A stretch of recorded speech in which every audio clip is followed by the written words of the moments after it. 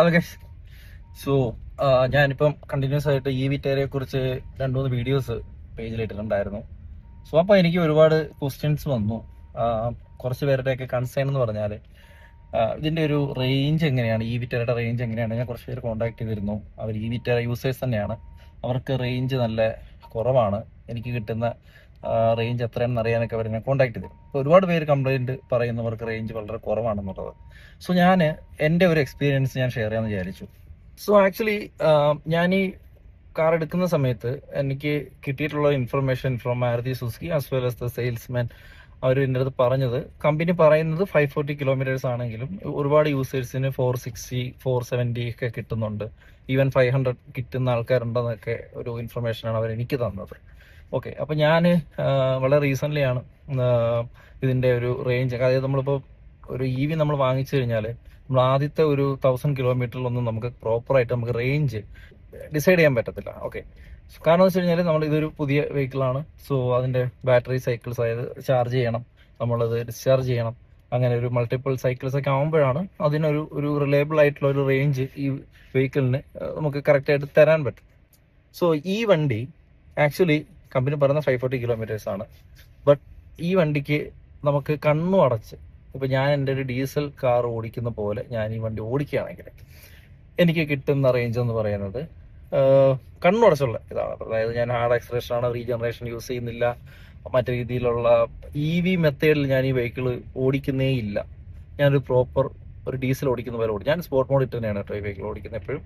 So ആ രീതിയിൽ ഓടിക്കുമ്പോൾ എനിക്ക് കിട്ടുന്നത്, കണ്ണുടച്ചുള്ളതാണ് ഞാൻ പറയുന്നത്, എനിക്ക് കിട്ടുന്നത് 1%-ൽ 3.6 കിലോമീറ്റേഴ്സ്, അതായത് നമുക്ക് 360 കിലോമീറ്റർ റേഞ്ച് എന്ന് നമുക്ക് പറയാം.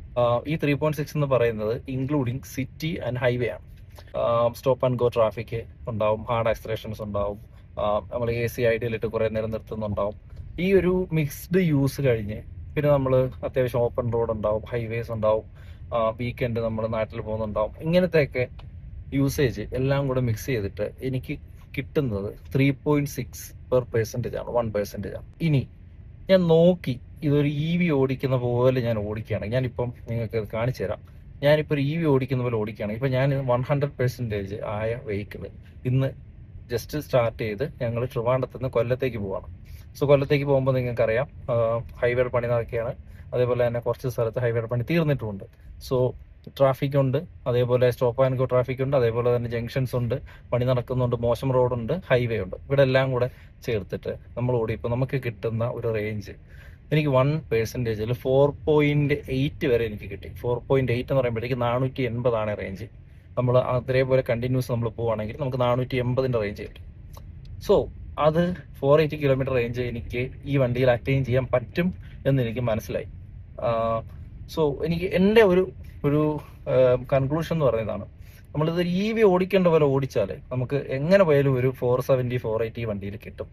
നമ്മളൊരു ഇതൊന്ന് ബോദർ ചെയ്യാതെ ഓടിക്കുകയാണെങ്കിൽ നമുക്കൊരു 360 370 കിട്ടും. ഇനി സ്പോർട്ട് മോഡ് ഇട്ട് നമ്മൾ ഫുൾ കാല് കൊടുത്ത് നമ്മൾ 100+ കണ്ടിന്യൂസ് ഓടിക്കുകയാണെങ്കിൽ ഒരു 240 250 ഒക്കെ നമുക്ക് ഇതിനകത്ത് എക്സ്പെക്ട് ചെയ്യാം. അതാണ് എൻ്റെ ഒരു കൺക്ലൂഷൻ എന്ന് പറയുന്നത്. സോ ഗൈസ്, നിങ്ങൾക്ക് ഒരു ഡൗട്ട് ക്ലിയർ ആയെന്ന് ഞാൻ വിശ്വസിക്കുന്നു. അങ്ങനെയാണെന്നുണ്ടെങ്കിൽ എൻ്റെ പേജ് ഫോളോ ചെയ്യുക, കമൻറ്റ് ചെയ്യുക, സബ്സ്ക്രൈബ് ചെയ്യുക. ബൈ.